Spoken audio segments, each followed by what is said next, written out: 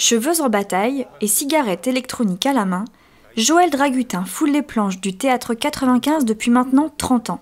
Mais j'aime surtout séduire. Ouais. J'aime surtout séduire, il fuit. Quoi. Ouais. Ben, il fuit sans le dire.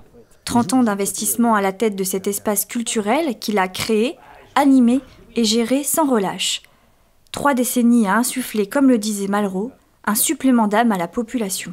Ça a été ma vie, quoi. Donc en fait ça enrichit. Alors, des fois c'est effectivement des moments difficiles, et puis des moments joyeux, euphoriques, des vrais moments de bonheur aussi, notamment au niveau artistique, au niveau des collaborateurs que j'ai pu avoir, au niveau du public qui venait en plein hiver, au mois de novembre, au mois de décembre, franchir les portes de ce théâtre.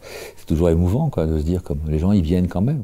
Pour sa dernière création en tant que directeur, il a choisi de réécrire Le Chant des Cygnes, sa toute première pièce au sein du Théâtre 95. La première pièce était plus une pièce sur la langue de bois, sur une parole vide de sens, qui ne parlait, qui ne modifiait pas le réel. Donc alors que là, cette pièce-là est une pièce vraiment qui fait un état de la parole politico-médiatique actuelle, quoi.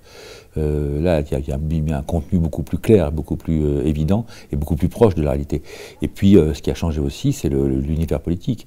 Par exemple, les extrêmes étaient beaucoup moins présentes dans la première version, alors que là, elles sont très présentes, l'extrême gauche comme l'extrême droite.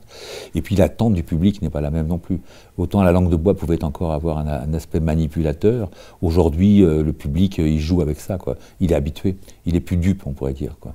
Une fresque théâtrale au regard critique et amusé, à découvrir au Théâtre 95 jusqu'au 25 novembre.